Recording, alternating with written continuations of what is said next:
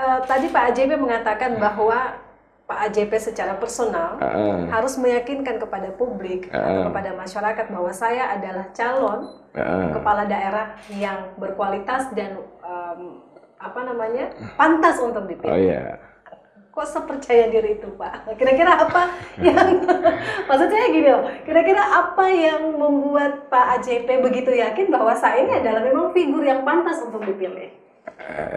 Iya, saya melihat saya sudah bisa buktikan pertarungan di Kota Kendari ketika Pilcaleg. Masyarakat memilih saya.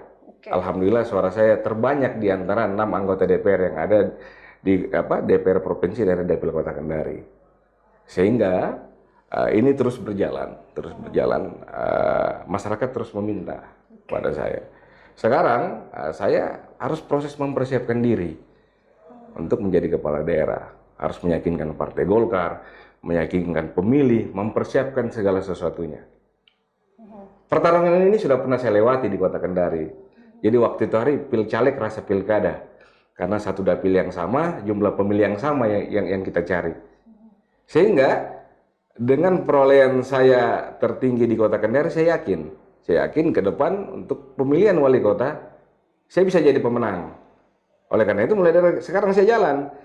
Kan tidak mungkin kita mimpi mau jadi pemenang terus kita tidur-tidur di rumah. Harus kita jalan bekerja. Kita lakukan yang terbaik bagi masyarakat. Apalagi pasca pandemi Covid, masyarakat semua kesusahan. Dari sisi ekonomi kita hampir rontok. Oleh karena itu, hampir setiap kegiatan DPR saya turun ke masyarakat, membantu mereka memberikan sembako. Kan ini menjadi kebutuhan dasar. Betul. Sejak pandemi Covid, pekerjaan juga kurang, perekonomian juga hampir bilang macet. Nah, karena ini sudah terus berjalan, ini yang menjadi tradisi saya sekarang. Ketika turun, saya berikan bantuan kepada masyarakat. Saya memberikan contoh dengan kemampuan saya yang ada, saya sudah mampu berikan. Apalagi ketika kewenangan ini ada di tangan saya menjadi kepala daerah. Apa yang tidak bisa? Uang siap, semua sisa kebijakan. Kalau bahasa kasarnya semua di ujung polpen, sisa tanda tangan kan itu. Nah, jadi dengan keyakinan ini ditopang dengan hasil survei. Dengan hasil survei saya meyakini insya Allah saya bisa jadi pemenang di Kota Kendari. Perlu diingat, Kota Kendari akan tidak ada petahana. Berakhir 9 Oktober. Artinya ini pertarungan baru, pertarungan kosong yang notabene 2 tahun tanpa ada petahana. Saya kira semua kandidat ini menginginkan tanpa petahana ini kan semua bebas, jadi pertarungan bebas.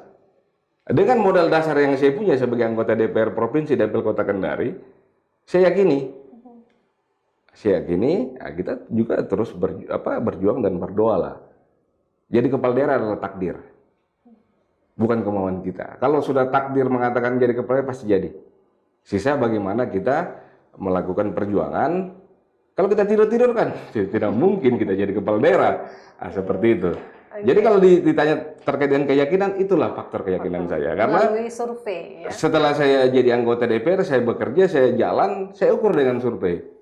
Di survei menyampaikan, malah yang saya bilang tadi sudah disimulasi ketika saya pasangan si A, si B, si C.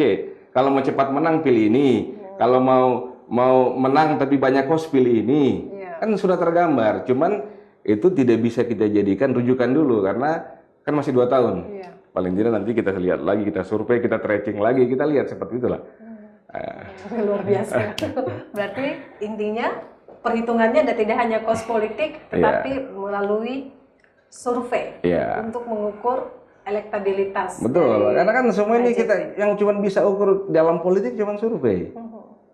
Tidak mungkin misalkan tim kita sana bilang, wah Bapak kuat di sini. Iya versinya dirimu sendiri.